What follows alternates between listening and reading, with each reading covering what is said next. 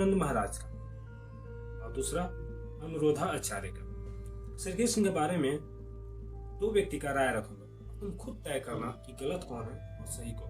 एक सबसे बड़ी घटिया आदत हिंदुओं का एक ही है कि कोई भगवा वस्त्र धारण करके या तिलक लगा के कुछ भी बोल दे मान ले। चलो तुम्हें मैं एक हकीकत तुम्हें दिखाता हूँ, तुम कितने अंधे हो। हर गोपी के हृदय में श्री कृष्ण स्फुरित हो रहे, हर गोपी के हृदय में भगवान दर्शन दे रहे। अब बड़ा गूढ़ प्रसंग है चीर हरण लीला। यह है सन्यास लीला। बिना देहाभिमान नष्ट हुए, बिना देह भाव का त्याग किए कोई भगवान श्री कृष्ण की लीला में प्रवेश नहीं कर सकता। पांचों भूले देह शुद्धि, छठे भावना रास की। ये देह शुद्धि विस्मरण देह अध्यास का संन्यास है। हेमंत ऋतु है, गोपियां मार्गशीर्ष में नंद बाबा के ब्रज की कुमारियां कात्यायनी देवी की पूजा और व्रत करने लगी। रोज सुबह यमुना स्नान ब्रह्म मुहूर्त में करना, फिर बालू की मूर्ति बनाकर कात्यायनी देवी की पूजा करना और व्रत रहना, केवल हविष्यान्न। वो कुमारियां पूर्व दिशा में जो ही लालिमा होती यमुना जल में स्नान के लिए कंठ तक पहुंच जाती,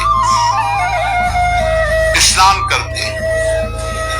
वे कुमारियां देवी की बालुकामय मूर्ति बनाकर चंदन फूलों के हार, भांति भांति के नैवेद्य, धूप दीप, ये सब भेंट, पल्लव, फल, चावल सब पूजा करती और फिर प्रार्थना करती, हे कात्यायनी, हे महामाये, हे महायोगिनी, हे सर्वशक्ति समन्वित सबकी स्वामिनी, हम आपसे इस सेवा के बदले में, व्रत के बदले में एक फल मांगती हैं।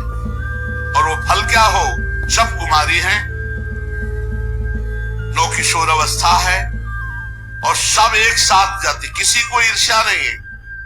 भगवत मार्ग में ये नहीं होता, ईर्ष्या नहीं होती।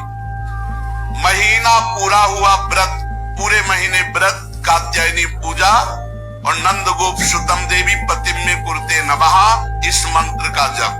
उनसे गोपियों की अभिलाषा छिपी नहीं रही। कितने वर्ष के हैं भगवान इस समय? 6 और 7 के बीच, क्योंकि 7 वर्ष की अवस्था में गिरिराज जी को उठाया है। अभी पूरे 6 आगे भले हो सकते, 7 नहीं हुए।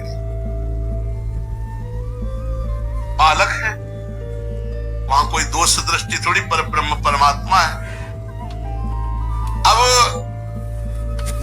अपने प्रधान सखाओं को लिया जो सब ब्रह्म स्वरूप है और उनकी आकांक्षा पूर्ण करने के लिए यमुना के पावन तट पर पहुंचे। सखाओं से कहा तुम सब उधर खड़े हो जाओ, दूर खड़े कर दिया और सब गोपियों के वस्त्र समेटे और कदम्ब के वृक्ष पर जाकर चढ़ के बैठ गए।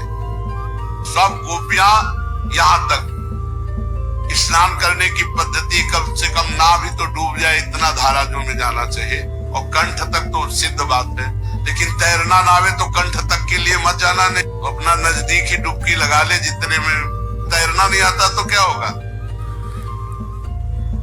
जब गोपिकाएं स्नान करके दृष्टि डाली तो किनारे वस्त्र नहीं, तब सब एक दूसरे की तरफ देखी। भगवान ने कहा वस्त्र यहां है, मैं मजाक नहीं कर रहा हूं, हंसी मजाक नहीं कर रहा हूं। तुम लोग व्रत करते करते दुबली हो गई हो, लेकिन तुम्हारी त्रुटि हो रही है। उस त्रुटि का मार्जन करने के लिए कह रहा हूं, सब निकलो और यहां आओ और फिर वस्त्र ले। देखो मेरे सखा ग्वाल बाल सब जानते हैं कि मैंने कभी मजाक में भी असत्य भाषण नहीं किया। सुंदरियों, तुम कहती हो कि हम तुम्हारी दासी हैं, तो हमारी आज्ञा का पालन करो, सब बाहर निकलो और वस्त्र लो। भगवान की ये विनोद भरी बात सुनकर गोपियां तो प्रेम में डूब गईं। तनिक सकुचाकर एक दूसरे की ओर देखने लगी और बोली, श्री कृष्ण की आज्ञा है, इसलिए तुरंत सब बाहर। ठंडा जल कंठ तक डूबी, शरीर थर थर कांप रहा था। उनमें एक ने कहा, रुको हम बात करते हैं। श्री कृष्ण, ऐसी अनीति मत करो। हम जानती कि तुम नंद बाबा के लाडले लाल हो, हमारे प्यारे हो, सारे ब्रजवासियों के प्राण हो तुम। पर देख रहे हो ना, हम जाड़े में ठिठुर रही हैं, हमारे वस्त्र दे जाओ। यहां भगवान ने वस्त्र उठाए और कंधे पर रख लिए कि आज से तुम्हारा भार मैं स्वीकार। देखो, ये बाहरी दृष्टि से मत देखना इस लीला को, बहुत उत्तम कोटि की देहाती स्थिति पहुंचाने वाली लीला है। भगवान ने वस्त्र कंधे पे रख लिए और मुस्कुराते हुए बोले, गोपियों, तुमने जो व्रत किया था अच्छी तरह निभाया, पर वस्त्रहीन होकर यमुना में स्नान करने से तुम्हारी व्रत में त्रुटि हो गई, अपराध बन गया, यमुना जी का अपराध बन गया। अतः इस दोष के लिए हाथ जोड़ो, सिर पर लगाकर यमुना जी को प्रणाम करो, वरुण देवता को प्रणाम करो, अभी वस्त्र ले लो। भगवान श्री कृष्ण की बात सुनकर कुमारियों ने तत्काल आज्ञा का पालन किया, पर यमुना जी को प्रणाम नहीं किया, वरुण जी को प्रणाम नहीं किया, श्री कृष्ण को प्रणाम किया और कहा, हे श्री कृष्ण, आपके प्रणाम मात्र से समस्त अपराधों का मार्जन हो जाता है। देखो, गोपियां जानती हैं श्री कृष्ण कौन है, परब्रह्म परमात्मा। तुम लोग को क्या समझ आया मुझे नहीं मालूम, पर चलो अब इनकी बात सुनकर देखते हैं और उसके बाद देखता हूं कि तुम लोग का विचार क्या है। कि भगवान कृष्ण ने गोपियों के कपड़े चुराए, ये कथा सबको पता है, पर मैं कथा नहीं सुनाऊं। कथा की द्वारा जो मैसेज मिलना है वो मैं आपको समझाऊंगा। क्यों चुराए ये किसी को नहीं पता। भगवान ने कपड़े चुराए ये सबको पता। वस्त्र नहा रहे थे क्योंकि गोपियां निर्वस्त्र नहा रही थी, और वो भी पब्लिक प्लेस में, अर्थात नदी में। निर्वस्त्र देख सकता था तो भगवान को लगा ये तो बड़ा गलत है। आज तो हमने देखा, चलो कोई दूसरा देखेगा, परसों तीसरा देखेगा।